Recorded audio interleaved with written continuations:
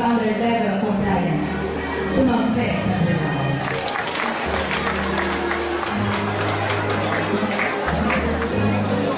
Congratulations, Ma'am Torres, Ma'am Gladys, and Dr. Fred. Para sa mga batang nagawin ng karangalan, muli tinatawagan po natin si Ginang Marcelina Santos.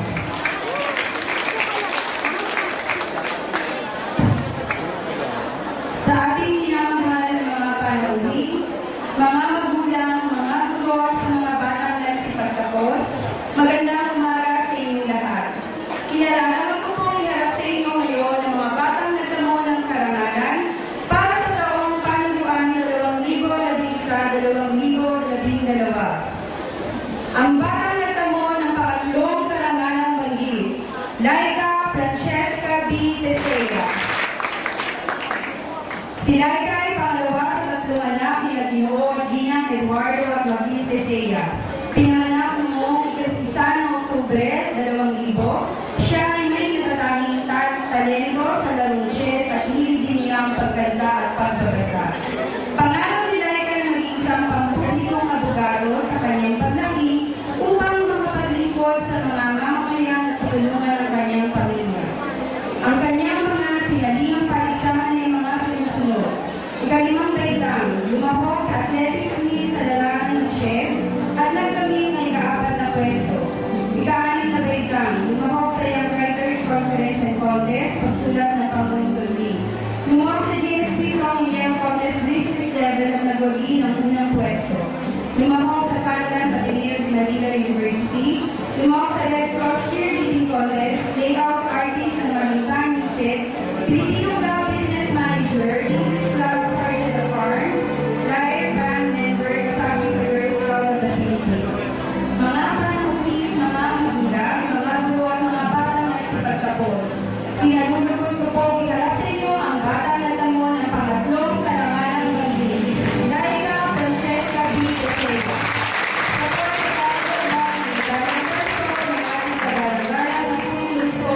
Sherwin T. Gatchalian, sasabi ng kanyang pinama na si Ginoong Eduardo Tesega.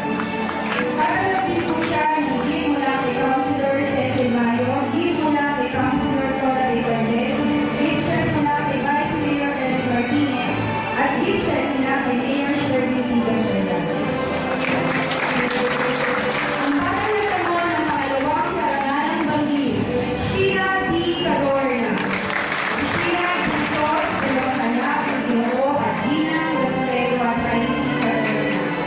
Siya ay pinanganak noong 2003 noong Oktubre sa 1970. Siya ay may natatanging galing sa pagsayaw at pagtawid.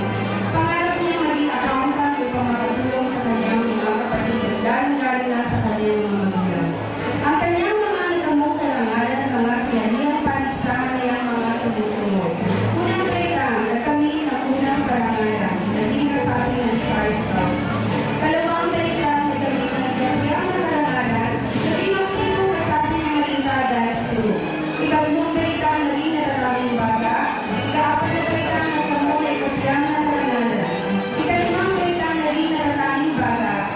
Lumabok sa folk dance competition at nagkamit ng unang pwesto sa district level at second runner-up sa division level. Ika-6 na baitang, lumabok at nagkamit ng unang pwesto sa district level at first runner-up sa division level sa folk dance competition. Lumabok sa GSP Song and Young Contest district level at nagkamit ng unang pwesto. Lumabok sa Manila Young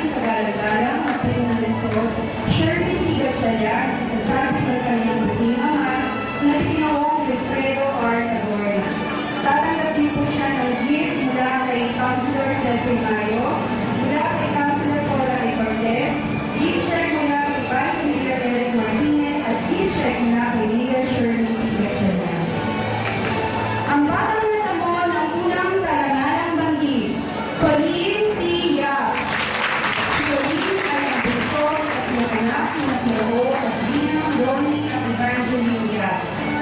Na ipinanganak na noong dalawa ng mundo sa libo siya na lang siya ng siya.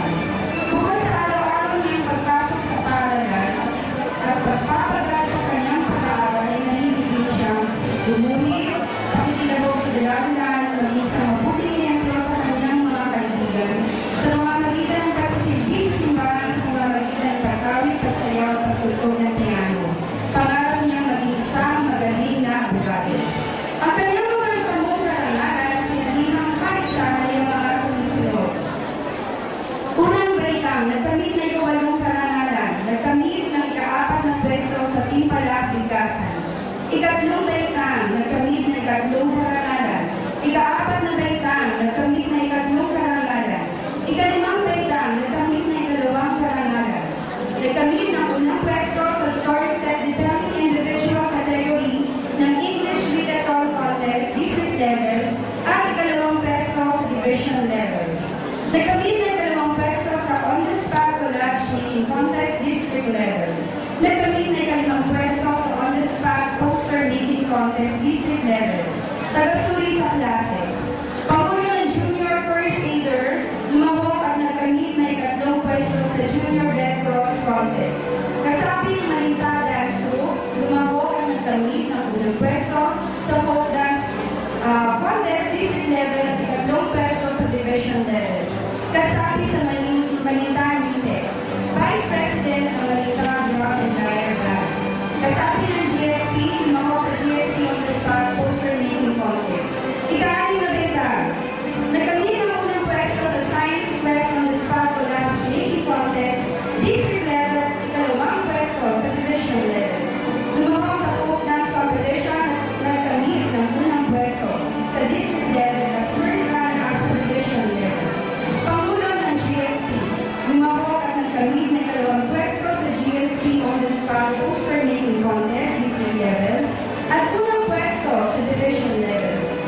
Naging bahagi ng Dream ng Article on the Spot Art Contest, naging managing editor ng Malinta Music, Pangulo ng klase, EPP Step Club President, Malinta Dance Group Vice President, MSEP Club Vice President, HA Club Vice President, EPP Shop Vice President, MAC Club Vice President, Graduating Class Vice President, English Club Secretary, Legal Dengue Brigade Secretary, EPP Garden Club Auditor, kasapi ng Yeso Club, SADAP, Drum and Lyre Band at SPG, Girl Scout of the Year, Artist of the Year, mga panuhin, mga magulang, mga guro, at mga batang nagsipagtapos, ikinasisiya ko po iharap sa inyo ang batang nagtamo ng unang karangalan banggit, Pauline C. Yap. Ito po ay sasabihan ng hidayang person na kalugod ng ating kagalangalan na punong Luzon, Shirley Tigaskanyan, at isasabi ng kanya mga magulang na sina Gino at Ginang, Donia ang kanyang medalya. Tatanggap din po siya ng gift mula kay Councilor Cecil Mayo, gift mula kay Councilor Cora A. Cortez, gift mula kay Councilor A. Pineda, at medalya bilang Artist of the Year. Gift check mula kay Vice Mayor Eric Martinez at gift